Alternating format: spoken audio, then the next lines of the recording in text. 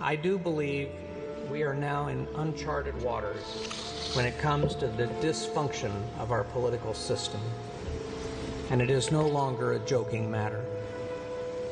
It appears that as a result of several long-building, polarizing trends in American politics and culture, we have lost the ability to execute even the basic functions of government, much less solve the most difficult and divisive problems facing the country. Thus, I am more concerned than I have ever been about the state of American governance.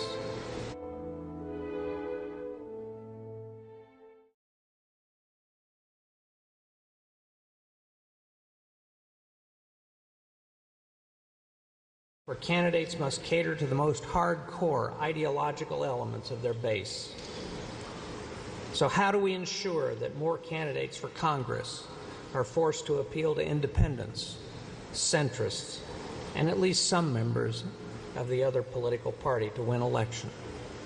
But when one party wins in a big wave election, of which there have been several in recent election cycles, it typically seeks to impose its agenda on the other side by brute force. This makes it all the more likely that the policies will be reversed in the next wave election, and consequently all the more difficult to deal with this country's most serious challenges over time. Everything that a Republican says, Democrat shoots down. Everything a Democrat says, Republican shoots down. That's really what politics is right now. And I think that itself is not productive.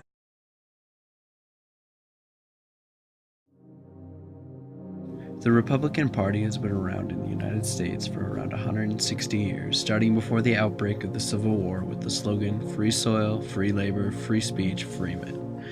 Since its inception, the GOP has believed in small, unobtrusive government with power focused at the state level.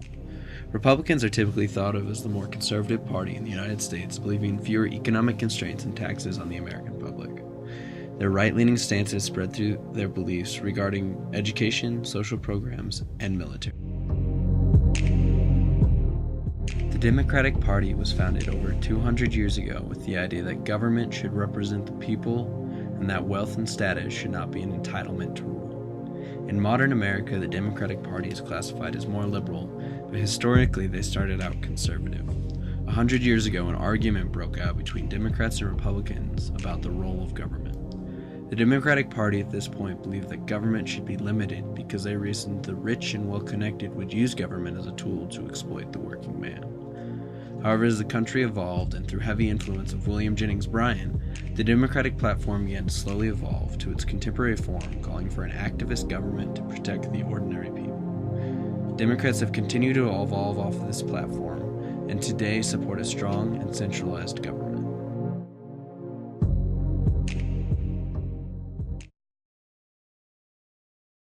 Polarization is almost kind of a natural state. That parties emerge, almost organically from any legislature, from any group of people who are tasked with just making decisions.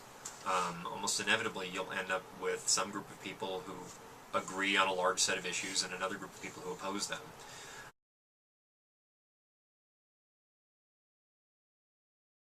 So, there are certain virtues of a very polarized system that I happen to like, and that is basically what the government stands for when a particular party is in charge of it. And by extension, elections have meaning. If you don't like the way the government is going, you can put a different party in power and you will get a very different result. If you like the way things are going, you can keep that party in power and you'll continue to get results you're getting. In a less polarized era, when parties don't have as much meaning, you don't really know what you're getting when you put someone else in power. It's hard to necessarily register your approval or your disapproval. It is very polarized. It's gotten to the point where it seems that it's more about voting for one thing rather than focusing on the issues. And it's more of making deals between politicians to secure their position rather than really focus on the issues. I dug up a bunch of records on elections in California, just going back to the 1950s and 60s, and found it to be a really different political environment. Just, not even going back that far in history. All of a sudden you just find lots and lots of uncontested elections for the state legislature, and state legislators voting every which way in the state house. And I had no idea why that would be the case. And so then I started looking into that and finding that the state had this really unusual history of what was called cross-filing, where people could run in multiple party primaries and, without voters knowing which party they were a member of. And the informal party organizations really affect like those small, like especially in like the state legislature, like the primaries for those. Do you think that is where like, because like you were giving the idea that that's where like extremism sneaks in? Well, yeah, I mean that's part of the point I was making in the book, is that that's, in a real sense, it's the primaries where the really important decisions are being made, and that's also the point at which very few voters are paying attention. They don't pay a ton of attention in presidential primaries, less in congressional primaries, and as you say, almost no one knows that state legislative primaries are even happening. But they do happen. And the ability to recruit someone to run or to sort of pressure other people out of the race it represents a huge amount of power. There's still not a huge amount of awareness of what goes on at all levels of government. And again, I think, declining media coverage is part of the problem there, but we, unlike a lot of other countries, we require voters to register several weeks or months in advance of an election, which is just adding another hurdle for them. You don't necessarily need that. And we have, also unlike a lot of other countries, we have elections on a Tuesday when a lot of people work, as opposed to on a weekend when people could do it. So, we throw up some barriers for this sort of thing that just, don't necessarily seem like they make all that much sense. I believe that both Franklin D. Roosevelt and Ronald Reagan were great presidents. One, the epitome of a liberal Democrat, the other, the epitome of a conservative Republican. They both changed the country for the better, but both were pragmatic politicians, willing to compromise in order to advance their respective agendas. Today's political leaders and those who aspire to lead would do well to follow their example. Obviously, at some point, some sort of compromise is necessary on at least a few issues.